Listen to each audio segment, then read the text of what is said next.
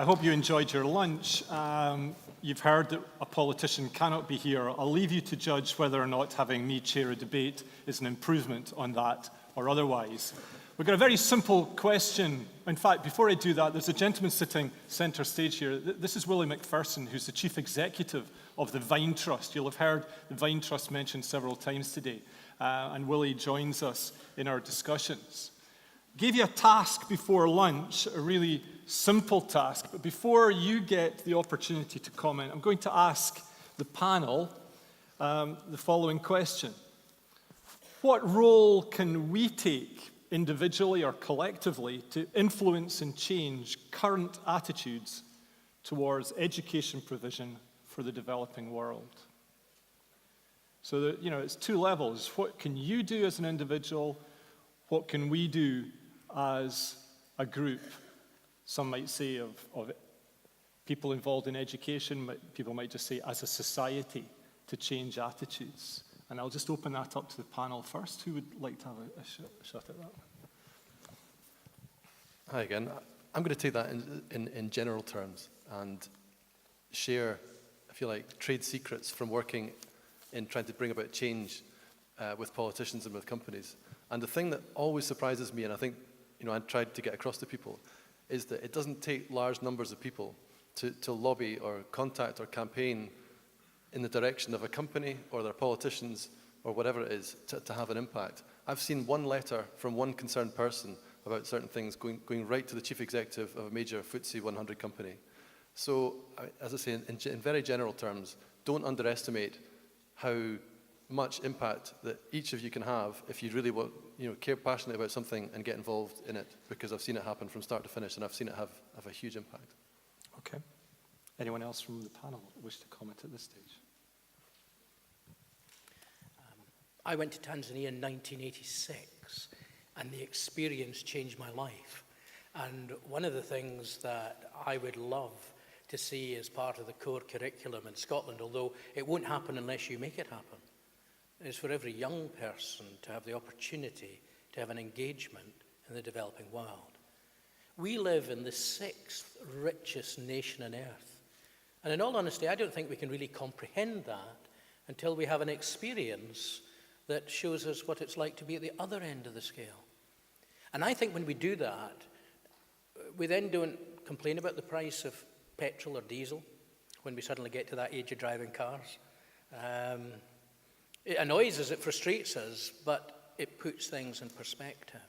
And one of the things that Vinetrust is doing, and I know Christian Aid has been involved with as well, is encouraging an engagement, a direct engagement. Your school can go to the developing world with organizations like Vinetrust, if that's something you want to do, and if you're willing to browbeat some people into making it happen.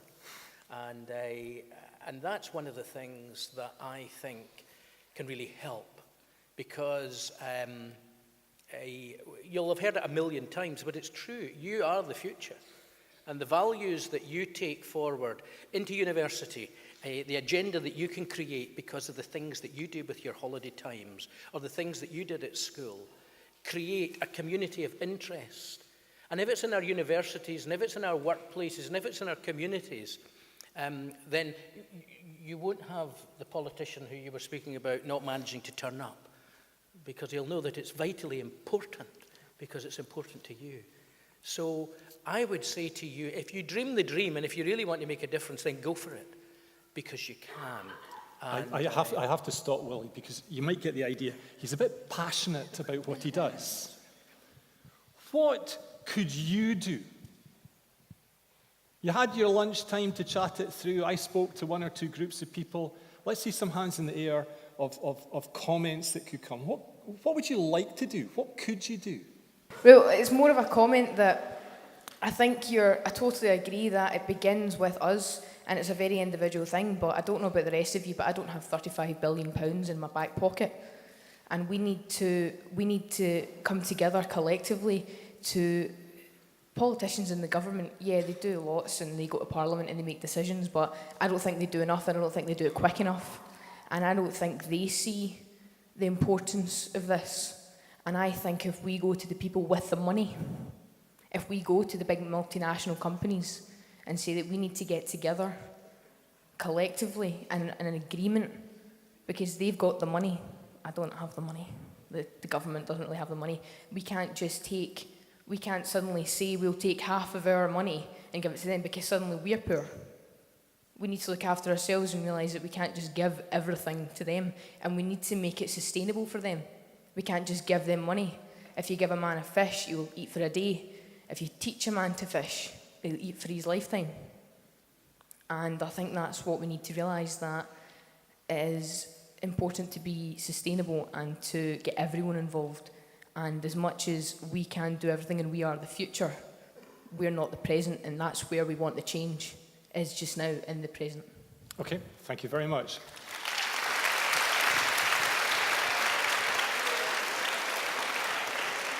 You can, I mean, I'm being slightly flippant, but you can see the benefits of a cheese sandwich when you get that level of response. That is superb. Any across here, have we? Yep. Okay, well, just to kind of comment off the back of that, there's a lot of talk about like multinationals and going through politicians and stuff, because obviously it is a big problem. But surely at the same time, us as individuals and even within our community, whether that be our school or our town, can make small amounts of difference, which in the end add up to the change which we're wanting to see. You know, do you guys believe that it's really only on a larger scale that we can make differences? Are you posing that question to the panel? Yeah. Or to Let's hear what you guys have to say. Okay. Thank you. I would add another one onto your bit about the man and these fish, and it's the question about why are there no fish in the river? And it's going back to the old Don Elder Camera quote about, when I give money to the poor, they call me a saint. When I ask why the poor don't have any food, they call me a communist. This is going back about 40 years. But yes, I mean, I remember as well, something that made me think a lot was years ago in El Salvador. And it was talking to a community worker there.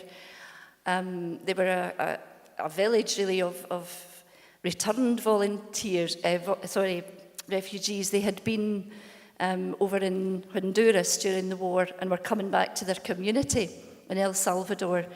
So the government sent a teacher, but she said, we chased the teacher away. She said, some education is worse than no education at all. So I wonder what went on here. The government teacher was teaching a history from the government's viewpoint, which was totally not their experience of struggle at all. So they chased them away. And then on the Saturday night, I remember it was a group of young people in the community, 16, 17-year-olds, preparing classes for the wee ones starting on Monday morning. They prepared the classes on maths and English and what they thought the young ones needed to know to be more human, as we heard earlier on. But I think there's lots you can do. We had a wee conversation, I don't know where you are during lunchtime, but where you are, what school you're in, is there a local issue going on that connects your community somehow to the rest of the world? Can you get involved in that? Can you lobby your teachers about what they're teaching you? Is it relevant to your lives? Are you learning about in your maths about statistics, using real world statistics of what's happening somewhere else? So I think where you are, just look at what you want in your own community and how that relates to others.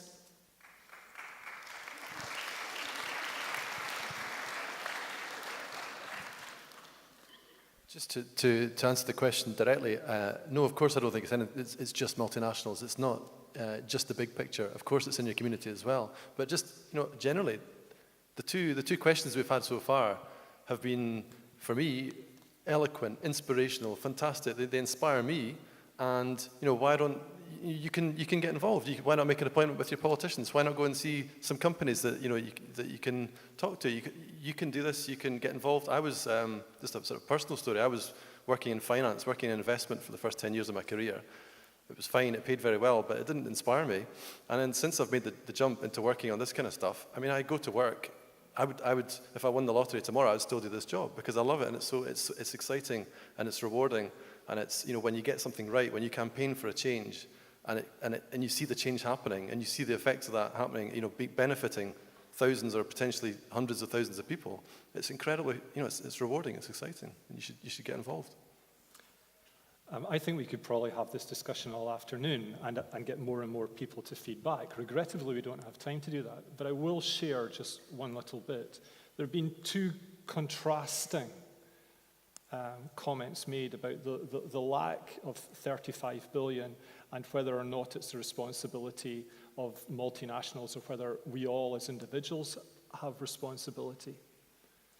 We can all do our bit, each one of us, and the issue that faces us is whether or not we value ourselves to think that we can make a difference.